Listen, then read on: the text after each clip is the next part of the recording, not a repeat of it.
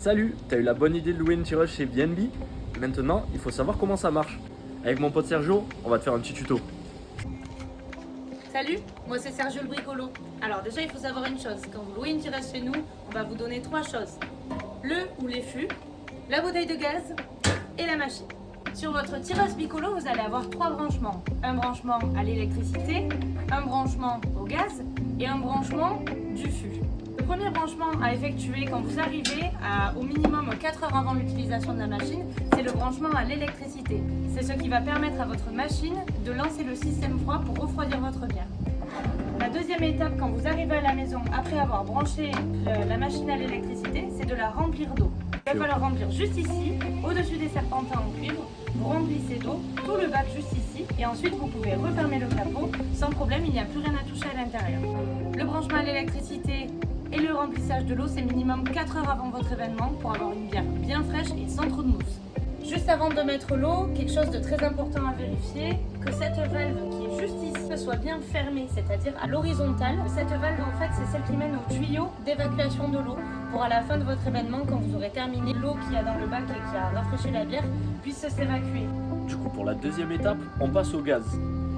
C'est très simple. La petite cordelette de sécurité autour de la petite fleur. Et ensuite, là, vous avez juste à venir visser bien jusqu'au bout. Et petite précision, On serre toujours avec la main, jamais avec une clé. Bon, maintenant les amis, étape 3, étape fatidique, on fait péter le fût.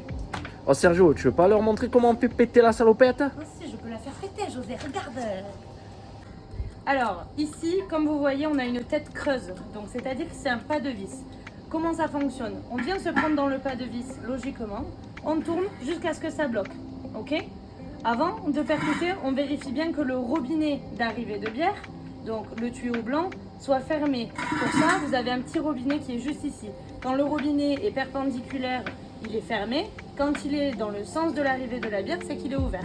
Donc là, il est bien fermé. Je vais pouvoir percuter mon fût.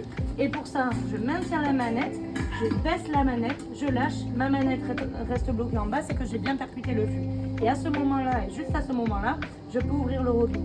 Vous pouvez aussi, en fonction des fûts que vous commandez, avoir des têtes plates. Une tête plate, c'est très simple. Vous venez la poser et la faire tout simplement coulisser à l'intérieur. Et pareil, on maintient la manette, on baisse, on lâche, la manette reste en bas. On a toujours le même robinet d'ouverture de la bière et une fois que c'est bien percuté, on n'a plus qu'à ouvrir le robinet. Maintenant, plus qu'à ouvrir la bouteille de gaz. Pour ça, vous avez juste à dévisser un petit peu dans le sens de la flèche open. A noter, vous n'avez pas besoin de fermer la bouteille de gaz entre chaque fût. Du coup, pour le tirage, si vous voulez pas tirer que de la mousse, pensez bien à avoir bien attendu 4 heures pour qu'il y ait bien le glaçon. Faites attention que vos verres ne soient pas chauds, parce que sinon choc thermique, ce sera de la mousse à tous les coups. Là, vous pouvez commencer à tirer vos premières bières. Pensez bien à incliner le verre. Vous pouvez ajuster du coup le débit avec la petite manette à côté. Tout en haut, ce sera entièrement fermé.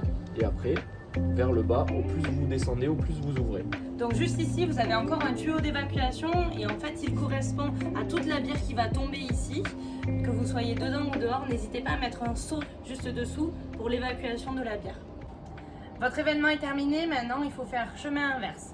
Première étape, on ferme le gaz. Donc je tourne la petite fleur jusqu'à ce que ce soit complètement bloqué. Ensuite, je ferme le robinet d'arrivée de la bière, je dépercute mon fût, donc sens inverse facile. Et en fait, ce qui va se passer, qui est très important de faire, c'est que là, il va rester du gaz en fait dans les tuyaux qu'il va falloir évacuer avant de faire quoi que ce soit. Et pour ça, une fois qu'on a dépercuté notre dernier fût, il va falloir vraiment venir évacuer le gaz qui reste en percutant dans le vide. Là, ça va faire le bruit du gaz qui s'évacue et dès que vous entendez plus de bruit, c'est que c'est terminé. À ce moment-là, je peux tout débrancher en toute sécurité. Alors, je commence par débrancher mon gaz. Une fois que j'ai débranché l'électricité, le système de refroidissement ne fonctionne plus et donc le glaçon va pouvoir fondre afin d'évacuer l'eau que vous avez mis à l'intérieur. Pour ça, je viens déplacer ma tireuse à un endroit où on peut laisser l'eau s'évacuer complètement librement sans abîmer quoi que ce soit. Et à ce moment-là, j'ouvre la petite valve d'évacuation qui est sur le côté gauche de la machine. Bon José, je pense qu'on leur a tout dit, hein. Bah ouais Sergio, je vois rien de plus, on a fait le tour. Bon, écoute, Profitez bien les copains de nos tireuses. Prenez-en soin, c'est nos bébés quand même. Hein. Prenez soin de nos tireuses et amusez-vous bien. On reste joignable s'il y a le moins de soucis. À Un petit coup de lundi. fil. À Et à lundi.